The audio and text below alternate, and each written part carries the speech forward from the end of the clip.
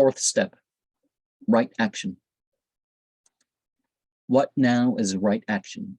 It is abstaining from killing, well, at least from murdering, right? Abstaining from stealing, abstaining from unlawful sexual intercourse. There, someone avoids the killing of living beings and abstains from it.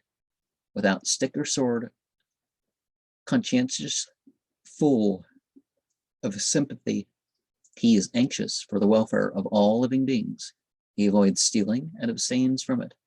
What another person possesses of goods and chattels in the village or in the wood, he does not take away with thievish intent. He avoids unlawful sexual intercourse and abstains from it. He has no intercourse with such persons as are still under the protection of father, mother, brother, sister, or relatives, nor with married women, nor female convicts, nor lastly with betrothed girls. This is called right action. Now, right action, let me tell you, is of two kinds. Abstaining from killing, from stealing, and from unlawful sexual intercourse. This is called the mundane right action, which yields worldly fruits and brings good results.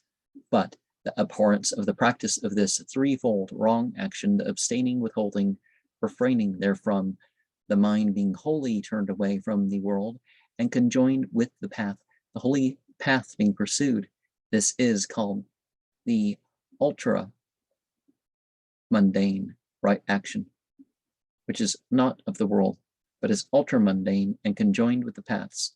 Now, understanding wrong action as wrong and right action as right, one practices right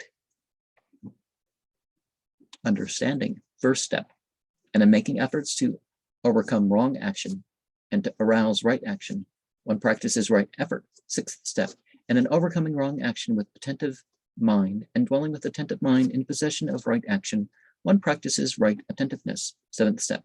Hence, there are three things that accompany and follow upon right action, namely right understanding, right effort, and right attentiveness.